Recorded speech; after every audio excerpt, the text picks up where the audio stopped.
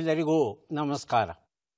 ಥಟ್ ಅಂತ ಹೇಳಿ ಕ್ವಿಜ್ ಕಾರ್ಯಕ್ರಮಕ್ಕೆ ತಮಗೆಲ್ಲ ಸ್ವಾಗತ. ಇವತ್ತು ಎಲ್ಲರ ಹತ್ರ ಸಾಕಷ್ಟು ಹಣ ಇದೆ, ಆದರೆ ನೆಮ್ಮದಿ ಇದೆಯಾ ಅಂತ ಕೇಳಿದ್ರೆ ಬಹಳಷ್ಟು ಜನ ಸ್ವಲ್ಪ ಅನುಮಾನದಿಂದ ತಲೆ ತಗ್ಗಿಸ್ತಾ ಇದೆ ಅಂತ ರಾಗ ಎಳಿಬಹುದು. ಹಣ ಎಲ್ಲವನ್ನೂ ಕೊಂಡುಕೊಡಬಹುದೇನೋ, ಆದರೆ ನೆಮ್ಮದಿ ಶಾಂತಿಯನ್ನು ಮಾತ್ರ ಖಂಡಿತ ಅದು ತಂದುಕೊಡೋದಿಲ್ಲ.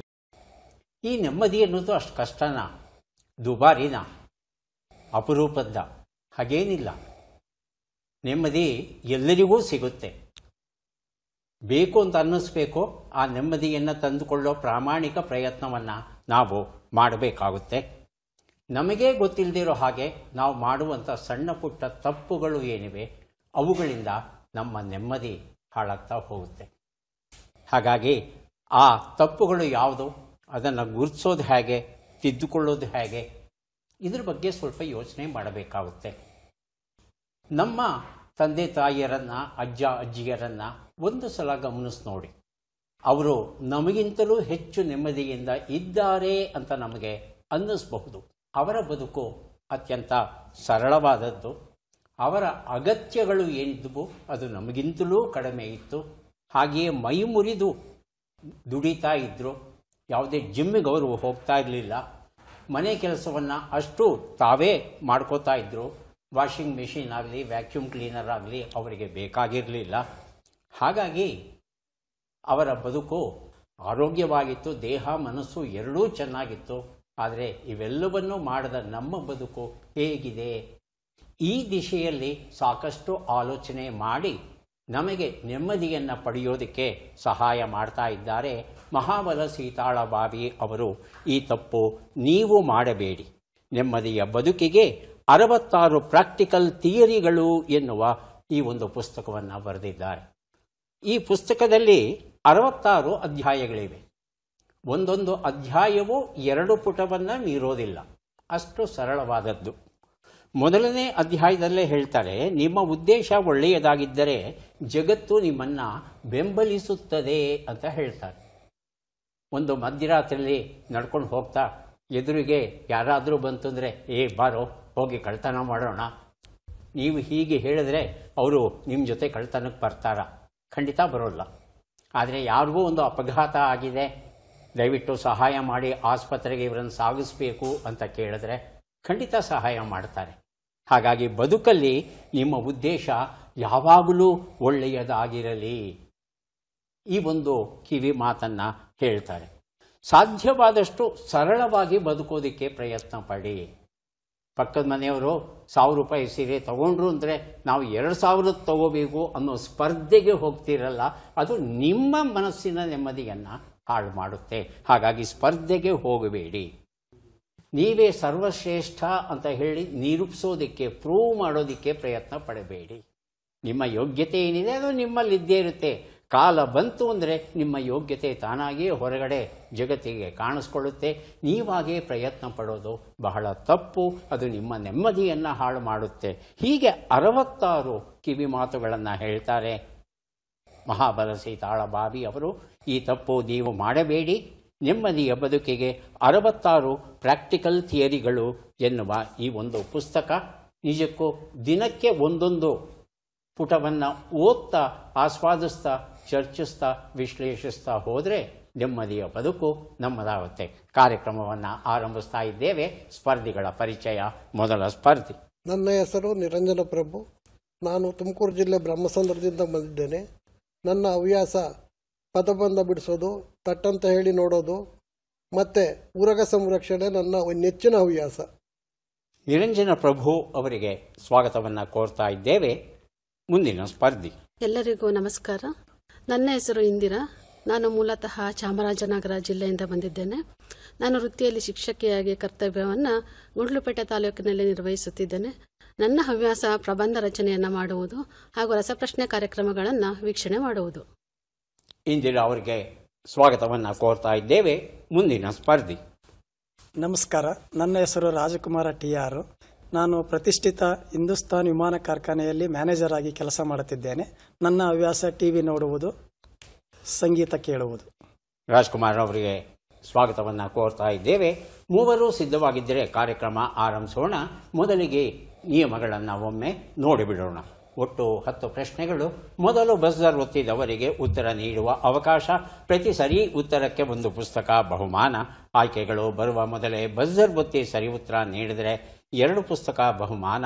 100 ಅಂಕ ಗಳಿಸಿದವರಿಗೆ ಒಂದು ಪುಸ್ತಕ ವಿಶೇಷ ಬಹುಮಾನ. ನಕಾರಾತ್ಮಕ ತಂತ್ರಗಳಿಗೆ ಅವಕಾಶವಿಲ್ಲ. ಇಂದಿನ ಕಾರ್ಯಕ್ರಮದಲ್ಲಿ ನಾವು ಕೊಡುವ ಎಲ್ಲ ಪುಸ್ತಕಗಳನ್ನು ನಮಗೆ ಕೊಟ್ಟವರು ಬೆಂಗಳೂರಿನ ಬಹುರೂಪಿ ಪ್ರಕಾಶನದವರು ಹಾಗೂ ಸಾವಣ್ಣ ಪ್ರಕಾಶನದವರು. ಇಬ್ಬರಿಗೂ ಕೃತಜ್ಞತೆಗಳನ್ನು ಸಲ್ಲಿಸುತ್ತಾ ಕಾರ್ಯಕ್ರಮದ ಮೊದಲ ಪುಸ್ತಕ, ಮೊದಲ ಪ್ರಶ್ನೆಯನ್ನು ನೋಡೋಣ.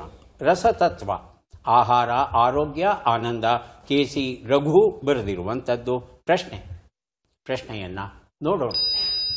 ವಿಶ್ವದ ಯಾವ ಅಣೆಕಟ್ಟಿನ ಕಾಲುವೆಗಳ ಜಾಲ 5500 ಕಿಲೋಮೀಟರ್ಗಳಿಗಿಂತಲೂ ಅಧಿಕವಾಗಿದೆ? ಆಯ್ಕೆಗಳನ್ನು ನೋಡೋಣ. Grand Coulee Dam, Aswan Dam, Bhakra Nangal Dam, Sardar Sarovar ಅಣೆಕಟ್ಟು. ಮೊದಲಿಗೆ ರಾಜ್ಕುಮಾರ್. ಸರ್ದಾರ್ ಸರೋವರ್ ಅಣೆಕಟ್ಟು. ಆಯ್ಕೆ 4. ಇನ್ಯಾರಾದರೂ ಉತ್ತರ ಕೊಡೋರಿದ್ದೀರಾ? ಹೇಳಿ ನಿರಂಜನ್ ಪ್ರಭು. Aswan dam. ಉತ್ತರವನ್ನು ನೋಡೋಣ. ಸರಿಯಾದ ಉತ್ತರ ಸರ್ದಾರ್ ಸರೋವರ್ ಅಣೆಕಟ್ಟು ಆಗಿತ್ತು. ರಾಜ್ಕುಮಾರ್ ಈ ಉತ್ತರವನ್ನು ಕೊಟ್ಟಿದ್ದಾರೆ. ರಸತತ್ವ ಎನ್ನುವ ಈ ಒಂದು ಪುಸ್ತಕವನ್ನು ಅವರಿಗೆ ಕೊಟ್ಟಿದ್ದೇವೆ. ಗುಜರಾತಿನ ನರ್ಮದಾ ನದಿಗೆ ಈ ಒಂದು ಅಣೆಕಟ್ಟನ್ನು ಕಟ್ಟಿದ್ದೇವೆ. 163 ಅಡಿ ಎತ್ತರ ಇದೆಯಂತೆ ಈ ಅಣೆಕಟ್ಟು. ಇದು ನಮ್ಮ ದೇಶದ 3ನೆಯ ಎತ್ತರದ ಅಣೆಕಟ್ಟು ಅಂತ ಹೇಳ್ತಾರೆ. ಆದರೆ ಈ ಅಣೆಕಟ್ಟಲ್ಲಿ ಸಂಗ್ರಹ ಆಗಿರೋ ನೀರನ್ನು ವಿತರಿಸುವುದಕ್ಕೆ ಏನು ಕಾಲುವೆಗಳ ಜಾಲವನ್ನು ನಿರ್ಮಿಸಿದ್ದಾರೆ ಅದು ವಿಶ್ವದಲ್ಲೇ ಅತ್ಯಂತ ಬೃಹತ್ತಾದಂತೆ. ಇಲ್ಲಿ ವಿದ್ಯುತ್ತನ್ನು ಸಹ ಉತ್ಪಾದನೆ ಮಾಡ್ತಾರೆ. ಒಟ್ಟು ಎಷ್ಟು ವಿದ್ಯುತ್ತು ಉತ್ಪಾದನೆಯಾಗುತ್ತೋ ಮಧ್ಯಪ್ರದೇಶಕ್ಕೆ 57% ವಿದ್ಯುತ್ತು ಹೋದರೆ, ಮಹಾರಾಷ್ಟ್ರಕ್ಕೆ 27% ಹೋದರೆ, ಗುಜರಾತಿಗೆ ಸಿಗೋದು ಕೇವಲ 16% ಮಾತ್ರ. ಆದರೆ ನೀರು ಏನಿದೆ ಅದು ಗುಜರಾತಿಗೆ ಇವತ್ತು ಪೂರೈಕೆಯಾಗ್ತಾ ಇದೆ. ಮುಂದಿನ ಪುಸ್ತಕ ಲಿಪಿಯ ಪತ್ರಗಳು, ಮನಸ್ಸು ಮಸ್ತಕ ಮಾತುಕತೆ, ಮೇಘನಾ ಸುಧೀಂದ್ರ ಬರೆದಿರುವಂಥದ್ದು ನಮ್ಮ ಪ್ರಶ್ನೆ. ನ್ಯೂರೋಮಾರ್ಫಿಕ್ ಕಂಪ್ಯೂಟಿಂಗ್ ಟೆಕ್ನಾಲಜಿಯನ್ನು ಯಾವ ಸಂಸ್ಥೆಯು ಅಭಿವೃದ್ಧಿಪಡಿಸಿದೆ? ಆಯ್ಕೆಗಳನ್ನು ನೋಡೋಣ. Indian institute of science, all India institute of medical sciences, IIT Kharagpur, NIMHANS. ಮೊದಲಿಗೆ ರಾಜ್ಕುಮಾರ್, ಆನಂತರ ಇಂದಿರಾ. ನಿಮ್ಹ್ಯಾನ್ಸ್ 4. ಆಯ್ಕೆ 4 ನಿಮ್ಹ್ಯಾನ್ಸ್. ಇಂದಿರಾ? IIT ಖರಗ್ಪುರ್. IIT ಖರಗ್ಪುರ್. ಉತ್ತರವನ್ನು ನೋಡೋಣ. ಆದರೆ ಸರಿಯಾದ ಉತ್ತರ ಇಂಡಿಯನ್ ಇನ್ಸ್ಟಿಟ್ಯೂಟ್ ಆಫ್ ಸೈನ್ಸ್, ಭಾರತೀಯ ತಾತಾ ವಿಜ್ಞಾನ ಮಂದಿರ ಬೆಂಗಳೂರಲ್ಲಿದೆಯಲ್ಲ, ಆ ಒಂದು ಸಂಸ್ಥೆ ಈ ಒಂದು ಸಂಶೋಧನೆಯನ್ನು ನಡೆಸಿದೆ. ಮನುಷ್ಯನ ಮಿದುಳು ಹೇಗೆ ರಚನೆಗೊಂಡಿದೆ, ಹೇಗೆ ಕೆಲಸ ಮಾಡುತ್ತೆ, ಇದನ್ನು ಅಧ್ಯಯನ ಮಾಡಿ ಅದನ್ನು ನಕಲು ಮಾಡಿದ್ದಾರೇನೋ ಎನ್ನುವ ರೀತಿಯಲ್ಲಿ ಕೃತಕವಾಗಿ ಇವರು ಒಂದು ಕಂಪ್ಯೂಟರ್ ವ್ಯವಸ್ಥೆಯನ್ನು ರೂಪಿಸಿದ್ದಾರಂತೆ. ಮನುಷ್ಯನ ಮಿದುಳು ಹೇಗೆ ಕೆಲಸ ಮಾಡುತ್ತೋ ಹಾಗೆ ಅದು ಕೆಲಸ ಮಾಡುತ್ತಂತೆ. ಅಂದರೆ ಮುಂದಿನ ದಿನಗಳಲ್ಲಿ ಮನುಷ್ಯನ ಮಿದುಳು ಏನು ಕೆಲಸ ಮಾಡ್ತಿದೆಯೋ ಅದಕ್ಕಿಂತಲೂ ಚೆನ್ನಾಗಿ, ತ್ವರಿತವಾಗಿ, ಅರ್ಥವತ್ತಾಗಿ ಆಲೋಚಿಸುವಂತಹ ಕಂಪ್ಯೂಟರನ್ನು ಸೃಜಿಸುವ ದಿನಗಳು ಹೆಚ್ಚಿಲ್ಲ ಅಂತ ಹೇಳುತ್ತೆ ಭಾರತೀಯ ತಾತಾ ವಿಜ್ಞಾನ ಮಂದಿರ. ಮುಂದಿನ ಪುಸ್ತಕ ರಾಜು ಗಡ್ಡಿ ಬರೆದಂಥ ನಾನಲ್ಲ ನಮ್ಮೊಳಗಿನ ಈಗೋ ಎನ್ನುವ ಪುಸ್ತಕ. ಪ್ರಶ್ನೆ: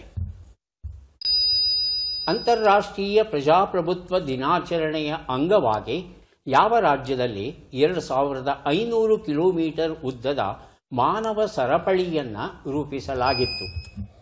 ಬಜರುತ್ತಿದ್ದಾರೆ ಇಂದಿರಾ, ನಂತರ ನಿರಂಜನ ಪ್ರಭು. ಹೇಳಿದ್ದೀರಾ? ಉತ್ತರ ಕರ್ನಾಟಕ. ಉತ್ತರ ಕರ್ನಾಟಕ ಅಂತ ರಾಜ್ಯ ಇದೆಯಾ? ಕರ್ನಾಟಕ ರಾಜ್ಯ ಹೇಳಬೇಕು. ದಕ್ಷಿಣ ಅಂತ ವಿಭಜಿಸಬೇಡಿ. ಕರ್ನಾಟಕ ರಾಜ್ಯ. ಹೌದಾ? ಹೌದು ಸರ್. ನಿರಂಜನ ಪ್ರಭು ಕರ್ನಾಟಕ. ಕೇಳೋಣ. ಕರ್ನಾಟಕವಾ? ಕರ್ನಾಟಕ ಅಂತ ಹೇಳ್ತಾ ಇದ್ದಾರೆ. ಆಯ್ಕೆಗಳನ್ನು ನೋಡೋಣ. ಕರ್ನಾಟಕ, ಮಹಾರಾಷ್ಟ್ರ, ಮಧ್ಯಪ್ರದೇಶ, ಉತ್ತರ ಪ್ರದೇಶ. ಕರ್ನಾಟಕ ತಾವು ಹೇಳಿದ್ದೀರಿ, ಉತ್ತರ ಸರಿಯಾ? ನೋಡು, ಕರ್ನಾಟಕ ಉತ್ತರ ಸರಿಯಾಗಿದೆ. ರಾಜು ಗಡ್ಡಿ ಅವರ ಬರೆದ ನಾನು ಎನ್ನುವ ಈ ಒಂದು ಪುಸ್ತಕವನ್ನು ತಮಗೆ ಕೊಟ್ಟಿದ್ದೇನೆ. ಜೊತೆಗೆ ಇನ್ನೂ ಒಂದು ಪುಸ್ತಕ ಕೊಡಬೇಕು, ಸಾಧನಾ ಪಥ, ಅಭಿನಂದನಾ ಕೃತಿ, 2 ಪುಸ್ತಕವನ್ನು ಇಂದಿರಾ ಅವರಿಗೆ ಕೊಟ್ಟಿದ್ದೇವೆ. ಸೆಪ್ಟೆಂಬರ್ 15ರಂದು ಈ ಒಂದು ಮಾನವ ಸರಪಳಿಯನ್ನು ರಚಿಸಲಾಗಿತ್ತು. ಇದು 2007ರಲ್ಲಿ ಈ ಪ್ರಜಾಪ್ರಭುತ್ವ ದಿನಾಚರಣೆಯನ್ನು ಆಚರಿಸುವ ಪದ್ಧತಿ ಆರಂಭವಾಯಿತು. ಇದನ್ನು ಆಚರಿಸಬೇಕು ಅನ್ನೋ ಪರಿಕಲ್ಪನೆಯನ್ನು ಜಗತ್ತಿನ ಮುಂದೆ ಇಟ್ಟಾಗ ವಿಶ್ವಸಂಸ್ಥೆ ಅದನ್ನು ಮೊದಲ ಬಾರಿಗೆ ಸ್ವೀಕರಿಸಿ ಆಚರಿಸಿದ್ದು ಭಾರತವೂ ಅಲ್ಲ, ಅಮೇರಿಕವೂ ಅಲ್ಲ, ಬ್ರಿಟನ್ನೂ ಅಲ್ಲ, ಕತಾರ್ ದೇಶ ಇದನ್ನು ಆಚರಿಸುತ್ತೆ.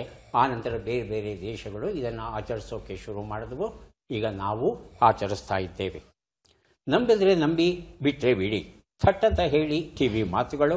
ಡಾಕ್ಟರ್ ನಾ ಸೋಮೇಶ್ವರ ಬರೆದಿರುವಂಥದ್ದು. ಪ್ರಶ್ನೆ: ಜಗತ್ತಿನ ಅತ್ಯಂತ ಹೆಚ್ಚು ಖಾರವಿರುವ ಮೆಣಸಿನಕಾಯಿಯು ಭಾರತದ ಯಾವ ರಾಜ್ಯದಲ್ಲಿ ಪ್ರಧಾನವಾಗಿ ಬೆಳೆಯುತ್ತದೆ?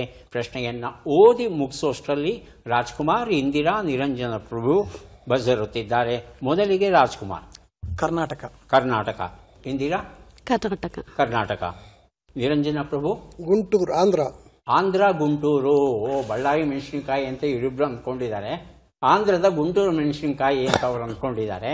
ಆಯ್ಕೆಗಳನ್ನು ಒಮ್ಮೆ ನೋಡೋಣ. ನಾಗಾಲ್ಯಾಂಡ್, ಮಣಿಪುರ, ಜಾರ್ಖಂಡ್, ಆಂಧ್ರ ಪ್ರದೇಶ. ಗುಂಟೂರು ಇರಬಹುದು, ಏನೋ ಗೊತ್ತಿಲ್ಲ. ಆಂಧ್ರ ಪ್ರದೇಶ ಅನ್ನೋ ಉತ್ತರ ನಮ್ಮ ಹತ್ರ ಇದೆ. ಈಗ ಸರಿಯಾದ ಉತ್ತರವನ್ನು ಒಮ್ಮೆ ನೋಡಿಬಿಡೋಣ. ಸರಿಯಾದ ಉತ್ತರ ನಾಗಾಲ್ಯಾಂಡ್ ಆಗಿತ್ತು.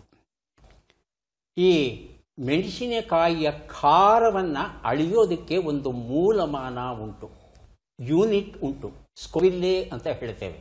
ಈಗ ತೂಕ ಮಾಡಬೇಕಾದ್ರೆ ಗ್ರಾಮ್ ಮತ್ತು ಕೆಜಿ ಅಂತ ನಾವೇನು ಬಳಸ್ತೇವೆ, ಹಾಗೆ ಖಾರವನ್ನು ಲೆಕ್ಕ ಹಾಕಲಿಕ್ಕೆ ಸ್ಕೋವಿಲ್ಲೆ ಅಂತ ಒಂದು ಮೂಲಮಾನವನ್ನು ಬಳಸ್ತಾರಂತೆ. ಈ ನಾಗಾ ವೈಪರ್ ಮತ್ತು ನಾಗಾ ಕಿಂಗ್ ಚಿಲ್ಲಿ ಅಂತಕ್ಕಂಥ 2 ನಮೂನೆ ಇದೆಯಂತೆ. ಅತ್ಯಂತ ಖಾರವಾದದ್ದಂತೆ ಇದು. ಆದರೆ ಇಡೀ ಜಗತ್ತಲ್ಲಿ ಮೊದಲ ಸ್ಥಾನದಲ್ಲಿ ನಿಲ್ಲುವಂಥ ಮೆಣಸಿನಕಾಯಿ ಯಾವುದಪ್ಪ ಅಂತ ಹೇಳ್ತಂದರೆ ಪೆಪ್ಪರ್ ಎಕ್ಸ್ ಅಂತ. ಅದರ ಹೆಸರು. 26 ಲಕ್ಷ ಸ್ಕೋವಿಲ್ಲೆ ಉಂಟಂತೆ, ಅಷ್ಟು ಖಾರ ಇದೆಯಂತೆ. ಅದು ಅಮೆರಿಕಾದಲ್ಲಿದೆ. ಇನ್ನೊಂದು ಕೆರೋಲಿನಾ ರೀಪರ್ ಅನ್ನೋದು 16 ಲಕ್ಷ ಸ್ಕೋವಿಲ್ಲೆ ಯೂನಿಟ್ಸ್ ಅಂತೆ, ಅದು 2ನೇ ಸ್ಥಾನದಲ್ಲಿದೆ. ಟ್ರಿನಿಡಾಡ್ ಸ್ಕಾರ್ಪಿಯನ್ ಚಿಲ್ಲಿ ಅನ್ನೋದು ಅದು 14 ಲಕ್ಷ ಸ್ಕೋವಿಲ್ಲೆ ಯೂನಿಟ್ ಇದೆಯಂತೆ. ಆದರೆ ನಮ್ಮ ನಾಗಾಲ್ಯಾಂಡಲ್ಲಿ ಬೆಳೆಯುವಂಥ ಈ ನಾಗಾ ವೈಪರ್ ಅಂತಕ್ಕಂಥ ಮೆಣಸಿನಕಾಯಿ ಏನಿದೆ ಸ್ವಲ್ಪ ಕಡಿಮೆ, 13 ಲಕ್ಷ ಸ್ಕೋವಿಲ್ಲೆ ಯೂನಿಟ್ಸ್ ಇದೆಯಂತೆ. ಖಂಡಿತ ಬಾಯಲ್ಲಿ ಇಟ್ಕೊಳ್ಳೋಕ್ಕೆ ಆಗಲ್ಲ.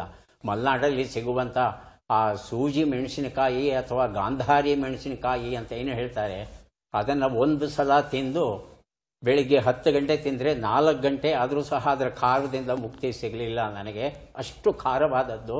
ಇನ್ನು ಈ ನಾಗಾ ಚಿಲ್ಲಿ ಹೇಗಿರಬಹುದೋ ತಿಂದವರಿಗೆ ಗೊತ್ತು. ಮುಂದಿನ ಪುಸ್ತಕ ಮಧು ವೈಎನ್ ಬರೆದ ಡಾರ್ಕ್ ವೆಬ್, ಇಂಟರ್ನೆಟ್ಟಲ್ಲಿ ನೀವು ಎಷ್ಟು ಸುರಕ್ಷಿತರು ಎನ್ನುವ ಈ ಒಂದು ಪುಸ್ತಕ ಈಗ ಕೊಡ್ತಾ ಇದ್ದೇವೆ. ನಮ್ಮ ಪ್ರಶ್ನೆ: ಬಿಟ್ಟಕ್ಷರಗಳನ್ನು ತುಂಬಿ. ಸೌ, ಋದ, ಇಂ, ನಿ, ಸಿ.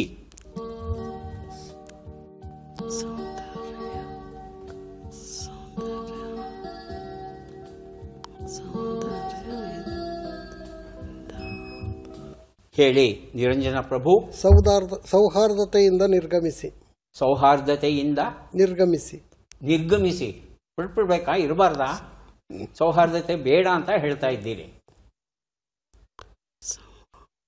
ಕೆಲವು ಸಂದರ್ಭಗಳಲ್ಲಿ ಅರ್ಥವತ್ತಾಗಿರಬಹುದೇನೋ, ಗೊತ್ತಿಲ್ಲ ನನಗೆ. ಆದರೆ ಇದೇ ಸರಿಯಾದ ಉತ್ತರ ಅಂತ ತಾವು ಕೊಡೋದಾದರೆ ಪರೀಕ್ಷೆ ಮಾಡಿ ನೋಡ್ತೇವೆ. ರಾಜ್ಕುಮಾರ್. ಸೌಹಾರ್ದತೆಯಿಂದ ನಿಯಮಿಸಿ. ಸೌಹಾರ್ದತೆಯಿಂದ ನಿಯಮಿಸಿ. ಇಂದಿರಾ. ಸೌಹಾರ್ದತೆಯನ್ನು ನಿಯಂತ್ರಿಸಿ. ಸೌಹಾರ್ದತೆಯಿಂದ ನಿಯಂತ್ರಿಸಿ. ಉತ್ತರವನ್ನ ನೋಡೋಣ. ಸೌಹಾರ್ದತೆಯಿಂದ ನಿಗ್ರಹಿಸಿ, ನಿಯಂತ್ರಿಸಿ ಎರಡು ಹೆಚ್ಚು ಕಡಿಮೆ ಒಂದೇ ಅರ್ಥ ಇರುವಂಥ ಉತ್ತರ ಆಗುತ್ತೆ. ತಮ್ಮ ಉತ್ತರ ಸರಿ ಅಂತ ಸ್ವೀಕರಿಸಿ ಡಾರ್ಕ್ ವೆಬ್ ಎನ್ನುವ ಈ ಒಂದು ಪುಸ್ತಕವನ್ನು ಕೊಟ್ಟಿದ್ದೇನೆ. ದೀಪಾ ಹಿರೇಗುತ್ತಿ ಅವರು ಬರೆದ ಬ್ರ್ಯಾಂಡ್ ಬಿಲ್ಡರ್ಸ್, ಬಿತ್ತಿ ಬೆಳೆಸಿ ಬೆಳೆದವರು, ಈ ಪುಸ್ತಕವನ್ನು ಈಗ ಕೊಡ್ತಾ ಇದ್ದೇವೆ. ಪ್ರಶ್ನೆ: ಈ ಕೆಳಗಿನ ಲೆಕ್ಕಗಳನ್ನು ಪೂರ್ಣಗೊಳಿಸಿ ಉತ್ತರಗಳನ್ನೆಲ್ಲ ಕೂಡಿ ಅಂತಿಮ ಉತ್ತರವನ್ನು ನೀಡಿ. 82 ಕೂಡು 23, 75 ಕಳೆ 23, 23 ಗುಣಿಸು 12, 207 ಭಾಗಿಸು 9.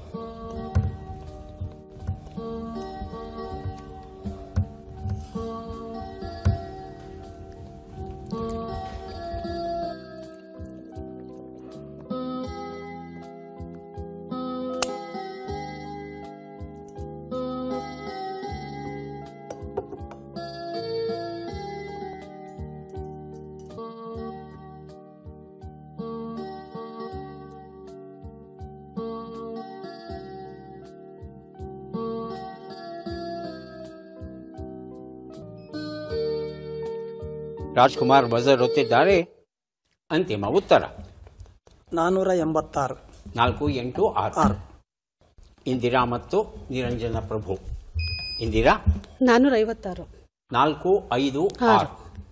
ನಿರಂಜನ ಪ್ರಭು ಇನ್ನು ಮಾಡ್ತಾ ಇದ್ದಾರೆ. ಉತ್ತರವನ್ನ ನೋಡೋಣ. ಒಂದು ಉತ್ತರ 105, 52, 276, 23 ಎಲ್ಲವನ್ನ ಕೂಡಿದ್ರೆ 456 ಬಂದಿದೆ. ಈ ಉತ್ತರವನ್ನು ಇಂದಿರಾ ಅವರು ಕೊಟ್ಟಿದ್ದಾರೆ. ಬ್ರ್ಯಾಂಡ್ ಬಿಲ್ಡರ್ಸ್ ಈ ಒಂದು ಪುಸ್ತಕವನ್ನು ಇಂದಿರಾ ಅವರಿಗೆ ಕೊಟ್ಟಿದ್ದೇವೆ. ಸೈಬರ್ ಕ್ರೈಮ್ ತಡೆಗಟ್ಟುವುದು ಹೇಗೆ? ಸತೀಶ್ ವೆಂಕಟಸುಬ್ಬು ಬರೆದಂಥ ಪುಸ್ತಕ. ಪ್ರಶ್ನೆ: ಈ ವಿಶೇಷ ಚೇತನ ಕ್ರೀಡಾಪಟುವನ್ನು ಗುರುತಿಸಿ ಚಿತ್ರವನ್ನು ನೋಡೋಣ.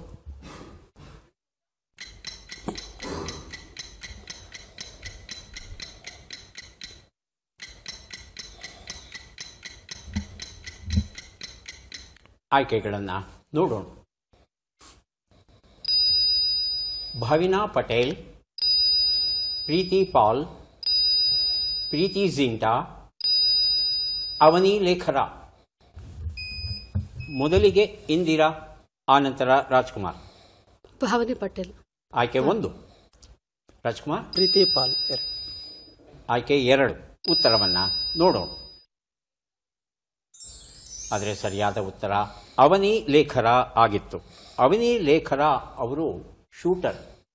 ಇವರು ಟೋಕಿಯೋದಲ್ಲಿ 2020ರಲ್ಲಿ ಯಾವ ಪ್ಯಾರಾಲಿಂಪಿಕ್ ಸ್ಪರ್ಧೆ ನಡೆಯಿತು, ಹಾಗೆಯೇ 24ರಲ್ಲಿ ಈ ಪ್ಯಾರಾಲಿಂಪಿಕ್ ಸ್ಪರ್ಧೆ ಏನು ಪ್ಯಾರಿಸಲ್ಲಿ ನಡೆಯಿತು, ಎರಡೂ ಸ್ಪರ್ಧೆಯಲ್ಲಿ ಇವರು ಶೂಟಿಂಗಲ್ಲಿ ಚಿನ್ನದ ಪದಕವನ್ನು ಗಳಿಸ್ತಾರೆ. ಇವರು ಸೊಂಟದಿಂದ ಕೆಳಗೆ ಇವರಿಗೆ ಚೇತನ ಇಲ್ಲ.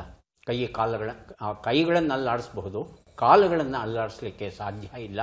ಸದಾ ಕುರ್ಚಿಯಲ್ಲೇ ಕೂತಿರ್ತಾರೆ. ಕುರ್ಚಿಯಲ್ಲೇ ಕೂತು ವಿಶ್ವವಿದ್ಯಾನಿಲಯಕ್ಕೆ ಹೋಗಿ ಕಾನೂನು ಅಭ್ಯಾಸವನ್ನು ಮಾಡ್ತಾ ಇದ್ದಾರೆ. ಹಾಗೆಯೇ ಹವ್ಯಾಸವಾಗಿ ರೂಢಿಸಿಕೊಂಡು ಬಂದಂಥ ಈ ಶೂಟಿಂಗ್ ಏನಿದೆ ಇದು ಅವರಿಗೆ ಜಾಗತಿಕ ಮಟ್ಟದಲ್ಲಿ ಚಿನ್ನದ ಪದಕಗಳನ್ನು ತಂದುಕೊಟ್ಟಿದೆ. ಗೋಪಾಲಕೃಷ್ಣ ಕುಂಟಿನಿ ಬರೆದಂಥ ಪುಸ್ತಕ ಓನ್ಲಿ ಪಾಲಿಟಿಕ್ಸ್, ಗುಟ್ಟು, ಗಾಸಿಪ್, ಬಿಸಿ ಮಾತು ಅಂತ ಹೇಳ್ತಾರೆ. ನಮ್ಮ ಪ್ರಶ್ನೆ: ಈ ಅಕ್ಷರಗಳನ್ನು ಸರಿಯಾಗಿ ಜೋಡಿಸಿ. ಅಕ್ಷರಗಳು ಮ, ಅ, ನ, ರಿ, ಯ, ನೆ, ರ, ಗ.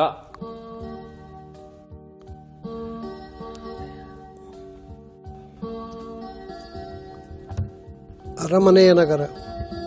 ಬಜರ್ ಒತ್ಬಿಟ್ಟು ಉತ್ತರ ಕೊಡಿ. ಹೇಳಿ. ಅರಮನೆಯ ನಗರ. ಅರಮನೆಯ ನಗರ. ನಗರನಾ? 2 ರಾ ಇದೆಯಾ, ಒಂದೇ ರಾ ಇದೆಯಾ?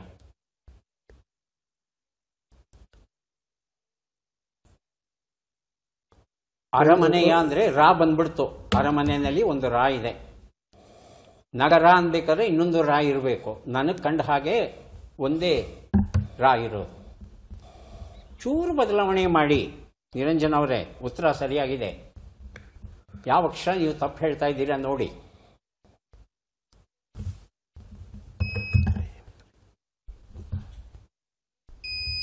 ಗೊತ್ತಾಗ್ಲಿಲ್ಲ ಅಂದರೆ ರಾಜ್ಕುಮಾರ್ ಅವರನ್ನು ಕೇಳಬೇಕಾಗುತ್ತೆ. ಅವ್ರು ಸರಿ ಉತ್ತರ ಕೊಟ್ಟರೆ ಪುಸ್ತಕ ಅವ್ರಿಗೆ ಕೊಡಬೇಕು. ಒಂದು ಅವಕಾಶ ಕೊಡ್ತೀನಿ ನಿರಂಜನ ಪ್ರಭು.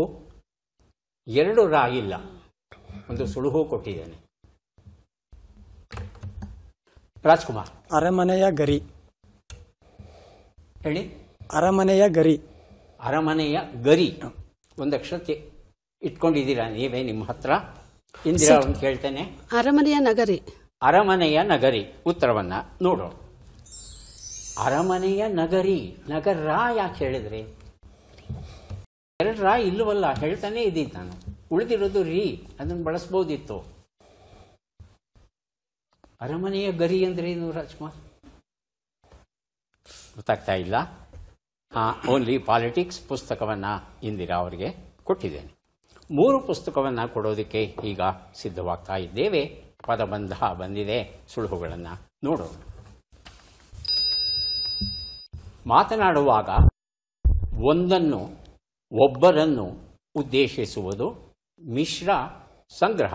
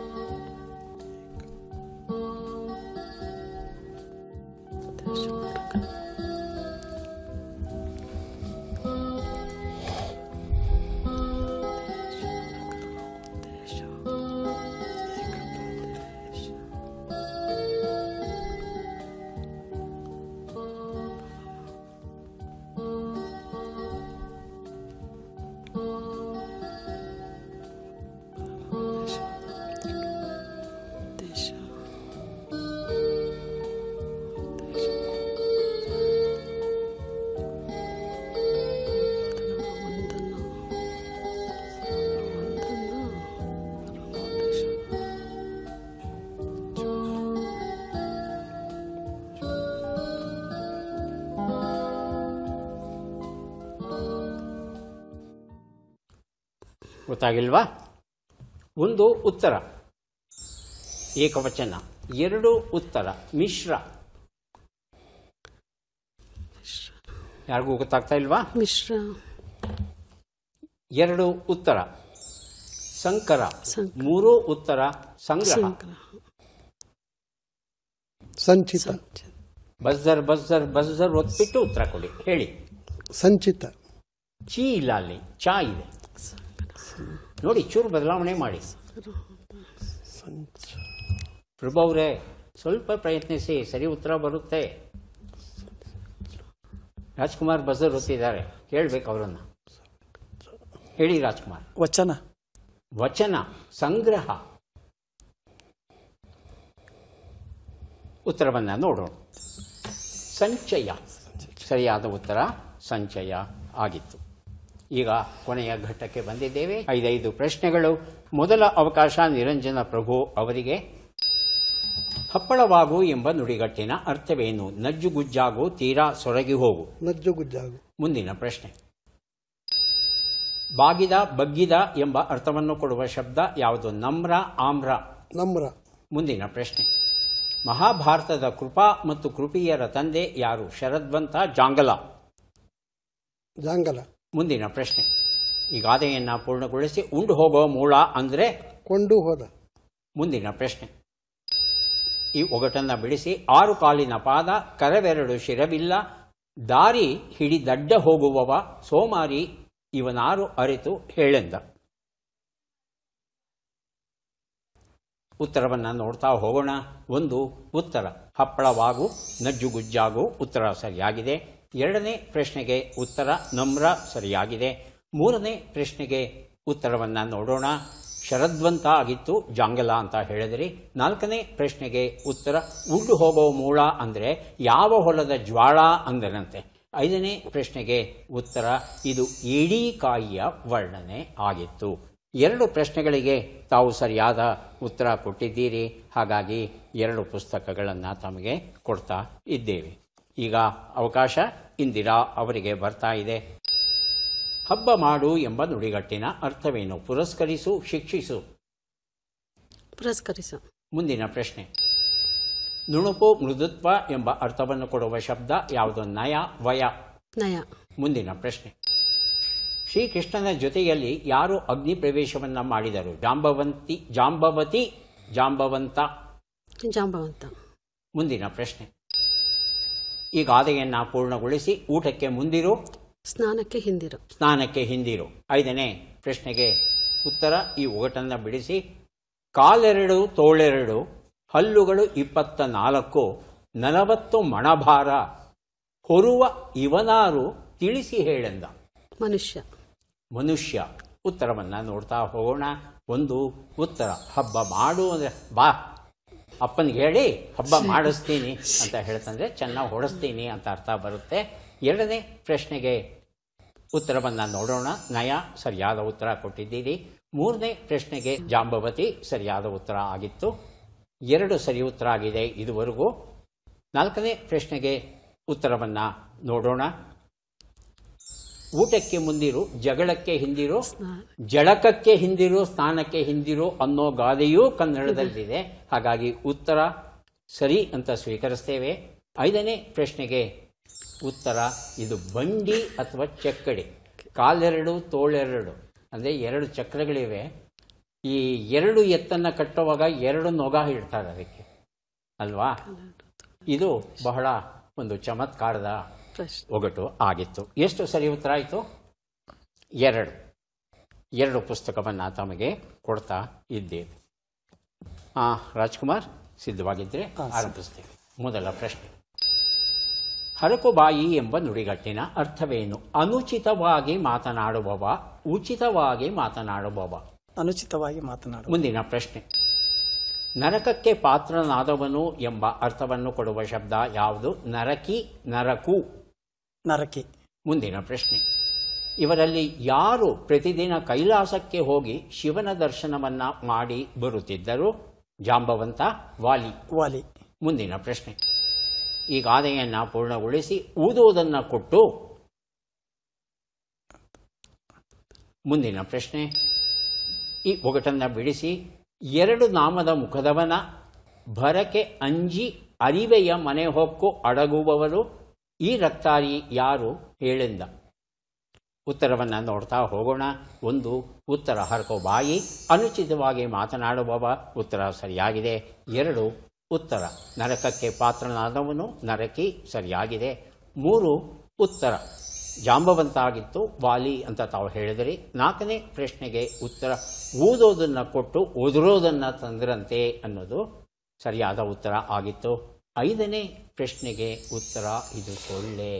ನೋಡಿಕೊಂಡೇ ಈ ಒಗಟನ್ನು ರೂಪಿಸಿದಾರೋ ಏನೋ ಅಂತ ಅನಿಸುತ್ತೆ.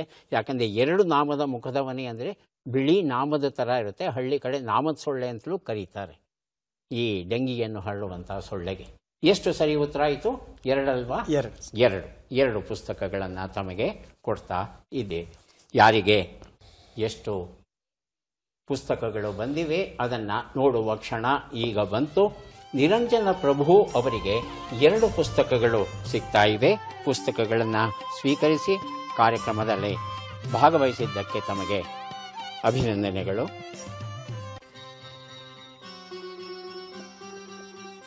ಇಂದಿರಾ ಅವರಿಗೆ 3, 2, 5, 7 ಪುಸ್ತಕ ಸ್ವೀಕರಿಸಿ ಅಭಿನಂದನೆಗಳು.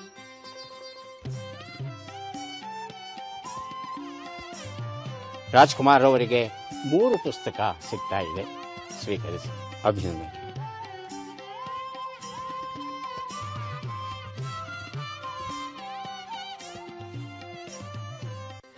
ಜೇನ್ನೊಣ, ನಾವೆಲ್ಲ ಬದುಕಿರೋದಕ್ಕೆ ಕಾರಣ ಜೇನ್ನೊಣ. ಯಾಕಂದರೆ ಪರಾಗಸ್ಪರ್ಶವನ್ನು ಮಾಡಿ ನಮಗೆ ಹಣ್ಣು ಕಾಯಿ ಎಲ್ಲವನ್ನು ಕೊಡ್ತಾ ಇರೋದು ಜೇನ್ನೊಣ. ಈ ಜೇನ್ನೊಣದ ರೆಕ್ಕೆ ಎಷ್ಟು ವೇಗವಾಗಿ ಹೊಡೆಯುತ್ತೆ ಅಂತ ಏನಾದರೂ ಕಲ್ಪನೆ ಇದೆಯಾ? 1 ಸೆಕೆಂಡಿಗೆ 200 ಸಲ ರೆಕ್ಕೆಯನ್ನು ಹೊಡೆಯುತ್ತಂತೆ ಜೇನ್ನೊಣ. ಮತ್ತೆ ಭೇಟಿಯಾಗೋಣ. ನಮಸ್ಕಾರ.